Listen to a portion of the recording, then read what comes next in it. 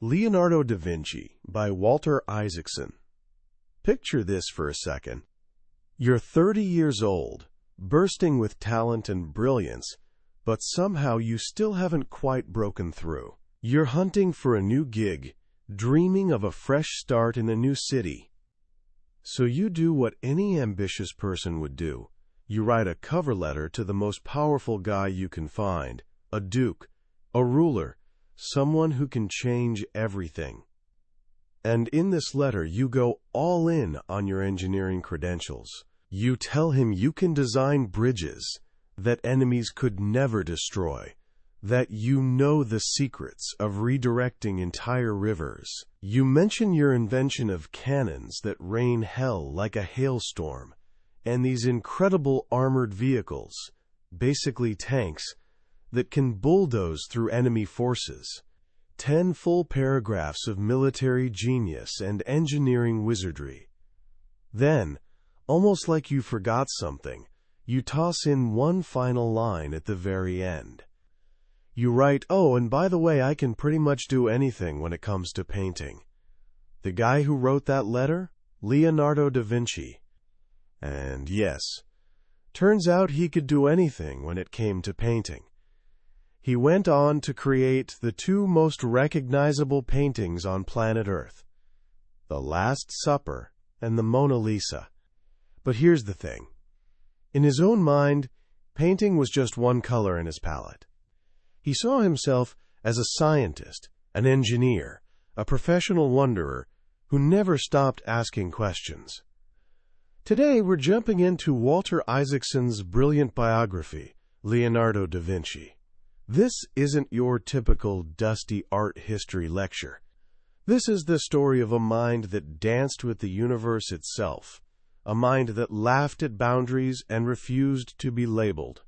Millions of readers have fallen in love with this book because it reveals something revolutionary. Genius isn't some mystical gift from the heavens. It's something you build, brick by brick, through the way you think and the way you see the world. Leonardo was a beautiful misfit, born on the wrong side of the sheets, gay, vegetarian, left-handed, and hilariously distractible. And by the time we're done today, you'll discover his greatest secret, that true creativity isn't about mastering just one thing. It's about seeing the hidden threads connecting everything. It's recognizing that the spiral of a curl in someone's hair follows the exact same mathematical dance as water spinning down a drain. It's understanding that if you want to paint the world's most mysterious smile, you first need to dissect the muscles of a human face. So let's dive into the mind of history's most gloriously curious human being. Our story kicks off with what might be the luckiest accident in history. Leonardo da Vinci was born illegitimate. Now, stick with me here, because in 15th century Florence, this was actually the best thing that could have happened to him. His family had been churning out notaries for 5 straight generations, respectable, buttoned-up legal professionals who drafted contracts and followed the rules. If Leonardo had been born a legitimate firstborn son, that would have been his prison sentence. He'd have spent his days shuffling papers instead of dreaming up flying machines. Instead, he arrived in 1452, the result of an affair between Ser Piero, a successful notary, and a young orphaned peasant woman named Caterina. His grandfather simply jotted in the family journal, "A grandson was born to me. He bears the name Leonardo." His mother? Not even worth mentioning. Shortly after his birth, his father married someone from his own social class, and Caterina was married off to a local farmer. From day one, Leonardo was an outsider looking in. He belonged to a respectable family, but only sort of. He existed in this weird in-between space, never fully inside, never completely outside, and this feeling of being a permanent observer would shape everything he created. The second gift his illegitimacy gave him was no fancy education. He went to what they called an abacus school, basically math for merchants, but he never properly learned Latin, the language that separated the educated elite from everyone else. This bothered him his whole life. He called himself an unlettered man. But this supposed weakness was secretly his superpower. Because he wasn't trained to worship ancient books and dusty authorities, he taught himself something far more radical: to learn from experience, to observe, to test, to trust his own eyes. He who can go to the fountain, Leonardo once wrote, does not go to the water jar. He became what he proudly called himself, a disciple of experience. This freed his mind completely. He could question everything without feeling guilty about it. And boy, did he question things. His laboratory was planet Earth, and his research tools were his two eyes and a little notebook he kept tied to his belt. These notebooks are perhaps his greatest masterpiece. Over 7,000 pages survive, and they're the most mind-blowing record of human curiosity ever created. Reading them is like watching someone's brain explode in slow motion. On a single page, you might find a sketch for a flying machine next to a math equation, next to a drawing of leg muscles, next to a recipe for hair dye, next to his grocery list, next to a hilarious doodle of some weird-looking dude he saw on the street. There's no organization, no neat little categories. To Leonardo, it was all one big, beautiful web.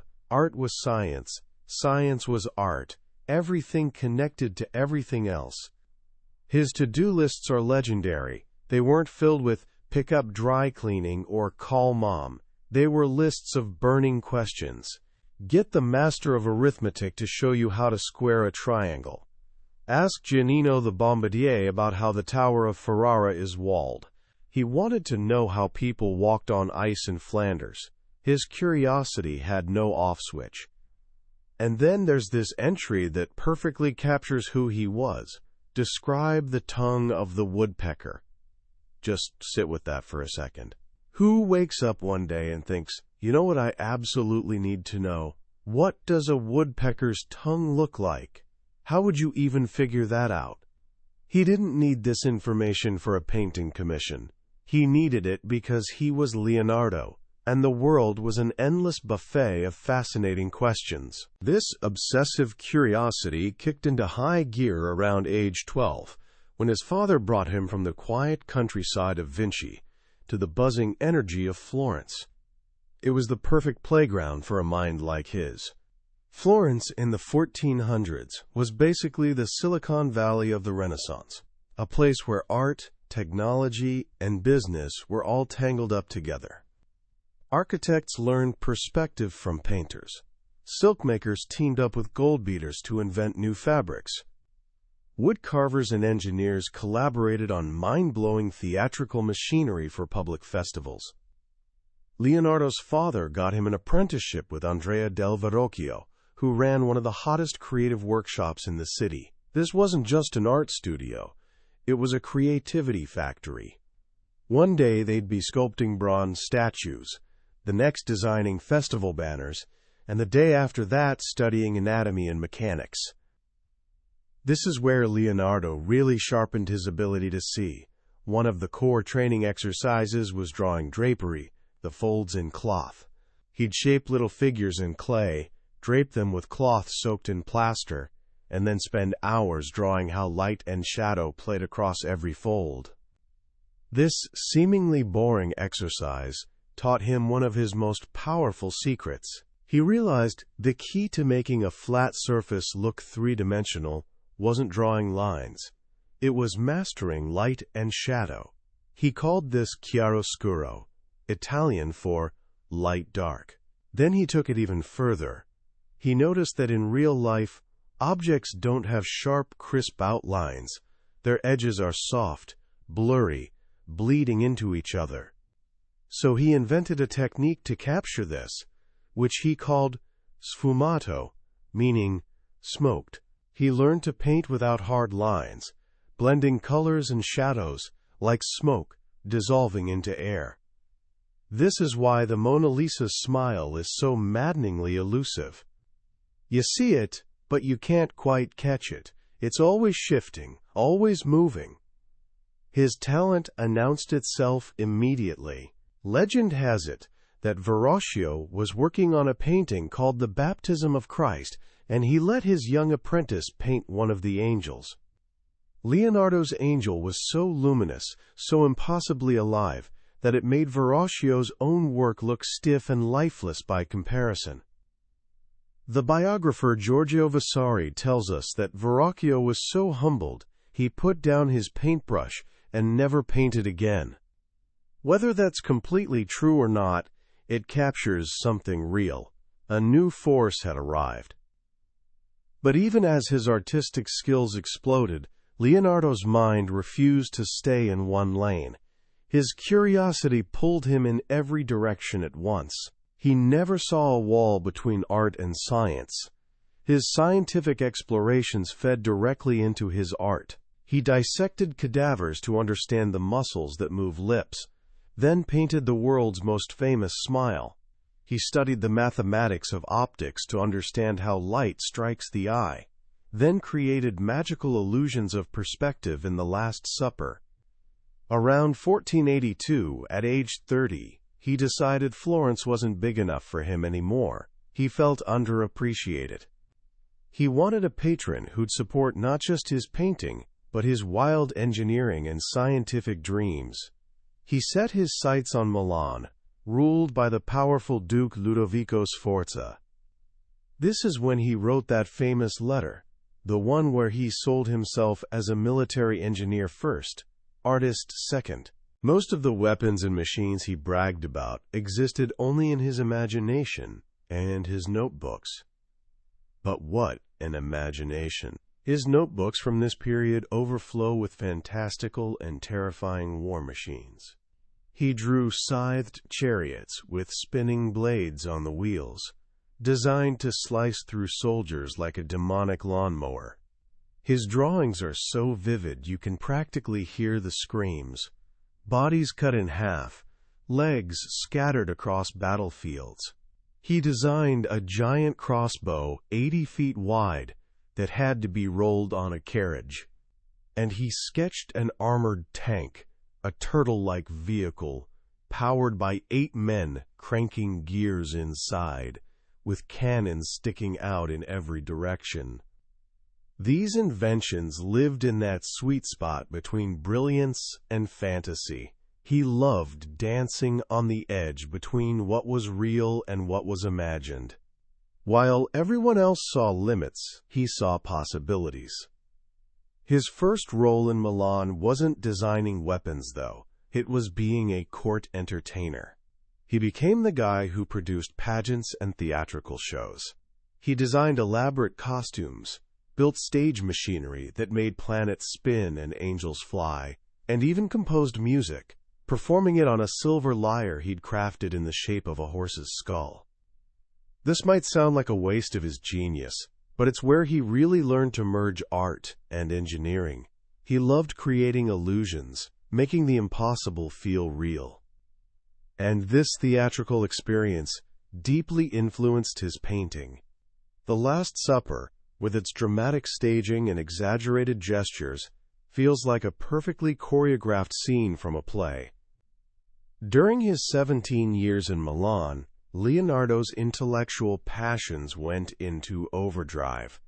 He started seriously studying anatomy, at first to improve his art, but soon because he was obsessed with understanding how bodies worked. In 1489, he created his first anatomical drawings with a breathtaking study of a human skull, sawed in half to reveal its inner spaces. He was the first person to correctly show the frontal sinus and draw a complete set of human teeth. He also mapped out an impossibly ambitious project, understanding the complete nature of humanity. He wanted to know everything. His proposed treatise on anatomy was supposed to start with conception in the womb, track human growth, describe the proportions of men and women, and analyze universal human emotions, joy, tears, fighting, fear. And naturally, it would explain what causes laughter. Around 1490, right in the middle of all this, he created what might be his most iconic drawing, one that perfectly captures his mission to unite art and science, the Vitruvian Man. The drawing was inspired by an ancient Roman architect named Vitruvius, who'd written that a perfectly proportioned man could fit inside both a circle and a square. Others had tried to draw this, including Leonardo's friends, but their attempts looked clumsy and forced. Leonardo, with his surgical understanding of anatomy and his feel for geometric beauty, created something transcendent. His Vitruvian Man isn't just a scientific diagram, it's gorgeous. The man's face is intense, his hair cascades in curls. He's simultaneously still and moving. A single figure in two poses, his arms and legs spread inside the heavenly circle, and standing firm inside the earthly square. With this one image, Leonardo captured the Renaissance belief in human dignity and his own philosophy, that humanity mirrors the universe, and we're all connected to creation through beautiful mathematical patterns. His biggest commission in Milan was painting The Last Supper on a monastery dining hall wall. He chose the most explosive moment in the story, the instant right after Jesus drops the bomb, "One of you will betray me." What follows is an emotional tsunami. Leonardo captures it perfectly. The apostles aren't frozen like statues. They're a whirlwind of shock, confusion, and accusation. He grouped them in threes, creating a rhythm of motion that ripples outward from the calm center of Jesus. Bartholomew, on the far left, leaps to his feet. Judas, wrapped in shadow, recoils, clutching his bag of silver. Peter, hot-headed as always, leans forward, gripping a knife. It's a masterclass in what Leonardo called portraying the motions of the mind. Every gesture, every expression, reveals what's happening in someone's soul. But in typical Leonardo fashion, his relentless innovation led to technical disaster. Traditional fresco painting meant applying paint to wet plaster, fast and unforgiving. Leonardo wanted to work slowly, layering his paints and perfecting every detail like he did with oil paintings on wood. So he experimented with a new technique, painting with tempera and oil directly onto a dry wall. It was a catastrophic failure. Within 20 years, the paint started flaking off. His masterpiece was already a ruin. Leonardo's personal life was just as unconventional as his work. He never married, never had kids. Throughout his life, he surrounded himself with beautiful young men who worked as his assistants and companions. The most famous was a boy named Gian Giacomo Caprati, who joined his household at age 10. He was so mischievous that Leonardo nicknamed him Salai, Little Devil. One contemporary described Salai as a graceful and beautiful youth with fine curly hair, in which Leonardo greatly delighted. The kid stole money, broke things, lied constantly, yet Leonardo adored him, dressed him in fine pink clothes, and kept him as his companion for over 25 years. Most historians believe their relationship was romantic.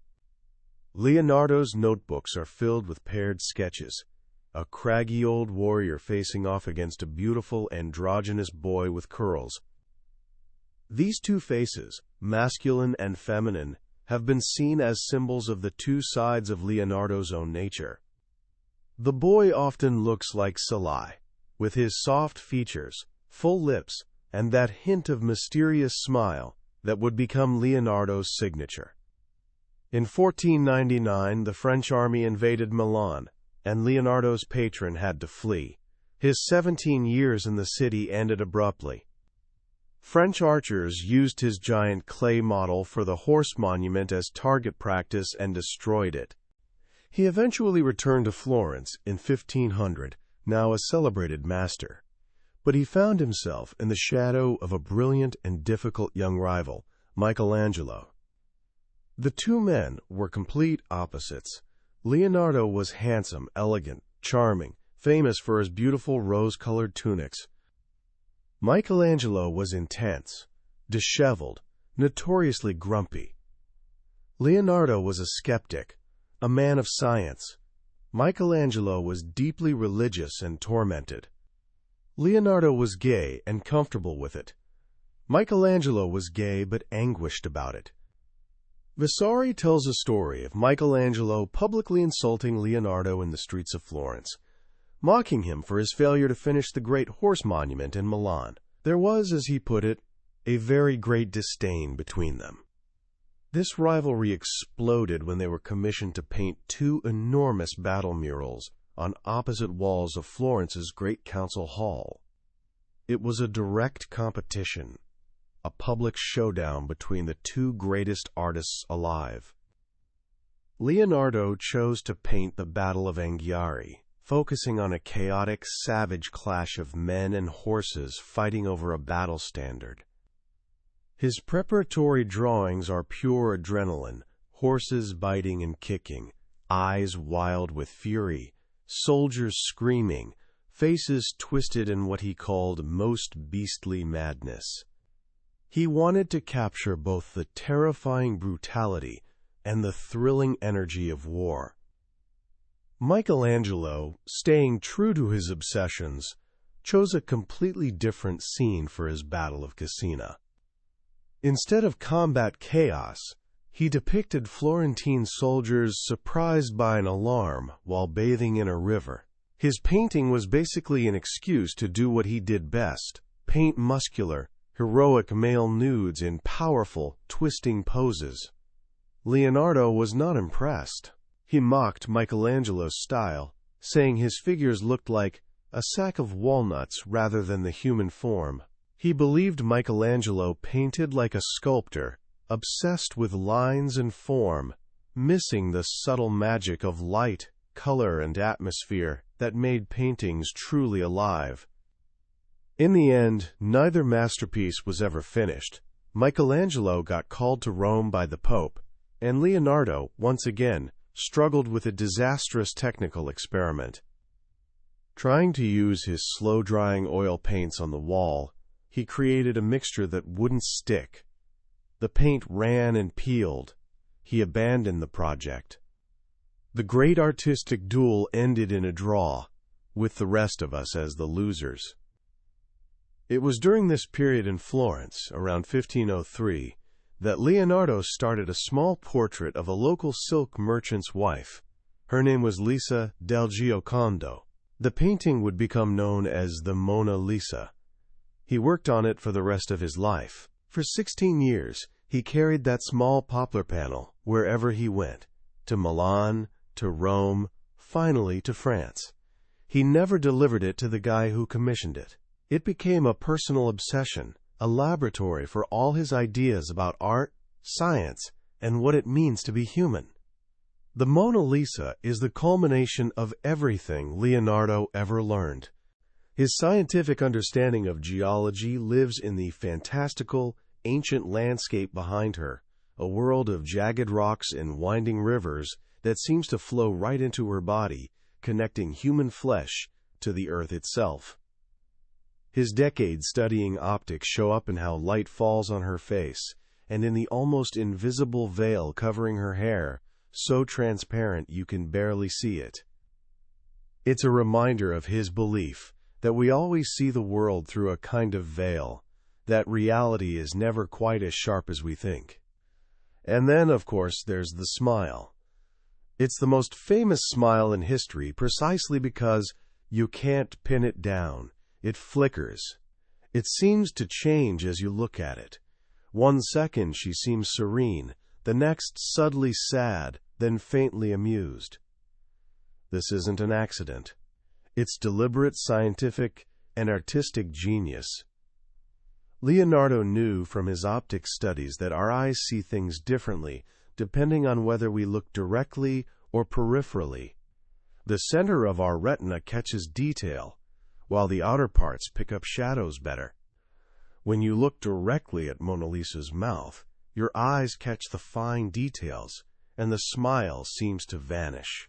But when you look at her eyes or the background, you see her mouth in your peripheral vision. The fine lines blur, and the soft shadows at the corners of her lips make her seem to smile. It's a smile that lives in shadows, a smile that reveals itself only when you're not looking for it.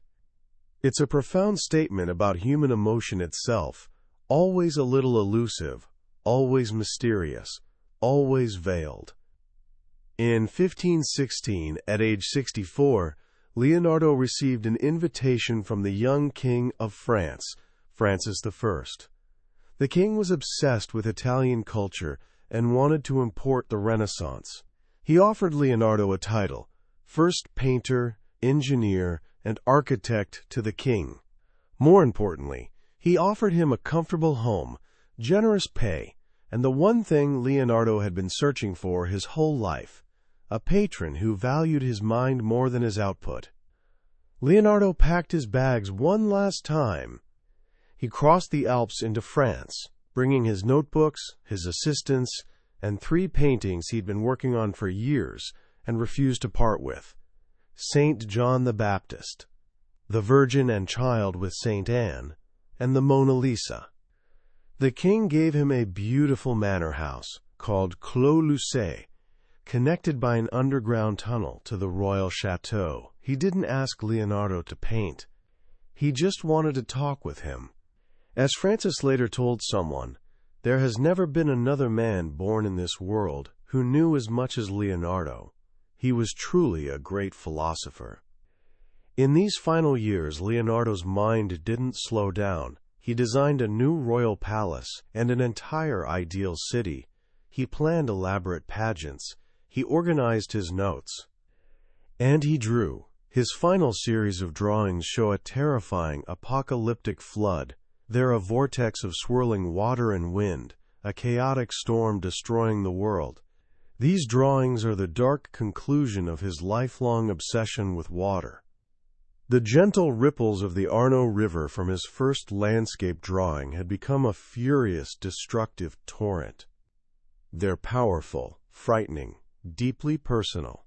The final outpourings of a mind wrestling with nature's awesome power, and perhaps his own mortality. One of the last pages in his notebooks shows him still wrestling with geometry problems, trying to square the circle.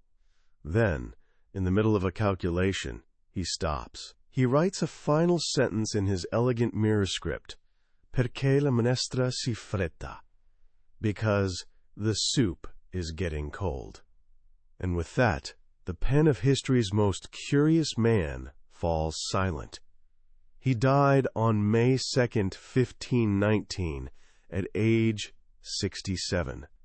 Vasari tells a beautiful, probably embellished story of King Francis rushing to his bedside, Leonardo dying in the arms of the king who'd finally given him the unconditional admiration he'd always sought. He left behind a trail of unfinished projects and scattered notes, but he also left a handful of masterpieces that would change art forever. More than that, he left us the example of a life lived in perpetual wonder. So what can we actually learn from this incredible life? What does Leonardo da Vinci, a guy who lived 5 centuries ago, have to teach us today? I think the most powerful lesson is about the nature of genius itself. We usually think of genius as something magical, a lightning bolt from the universe that you either get or you don't. But Isaacson's biography shows us that Leonardo's genius was something he built. It was a product of his will, his effort. It was rooted in skills that any of us can develop. First and foremost is his relentless curiosity. He never stopped asking why. He never outgrew that childlike sense of wonder that most of us lose somewhere along the way. He shows us that curiosity is a muscle, The more you use it, the stronger it gets. So start asking questions. When you see something interesting, don't just glance and scroll. Stop, really look at it.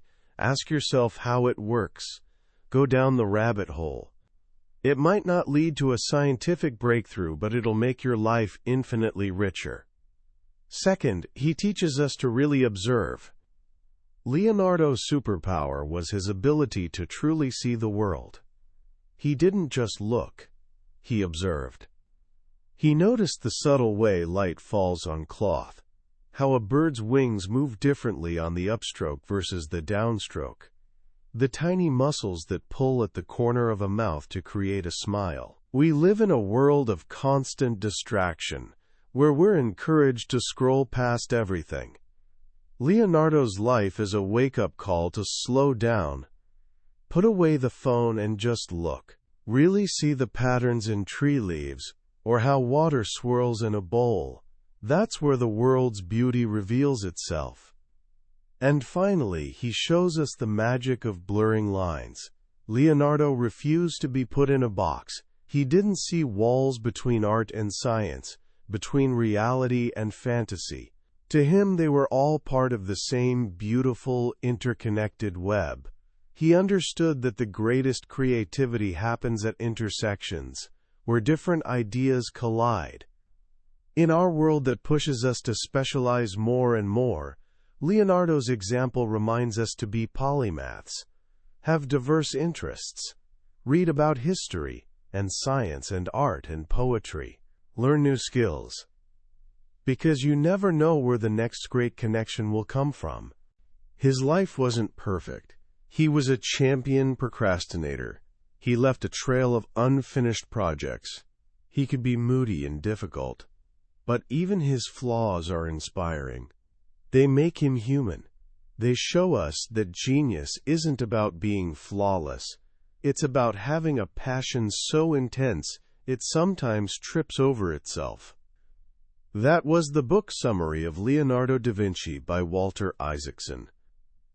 We've touched on the major currents of his incredible life today, but a summary is like looking at a map instead of taking the journey. The real magic of this book is in the details, the stories, the analysis of the art, the deep dive into the notebooks. If you felt a spark of curiosity today, if you felt a desire to see the world a little more like he did, I truly encourage you to grab a copy. Reading it isn't just about learning history. It's an invitation to rediscover your own sense of wonder. The link to the book is in the description. Also, if this journey through Leonardo's mind brought you any value, please take a moment to hit that like button and subscribe to the channel. It lets me know these deep dives matter to you, and make sure you won't miss our next exploration into another life-changing book. Let's keep learning and growing together.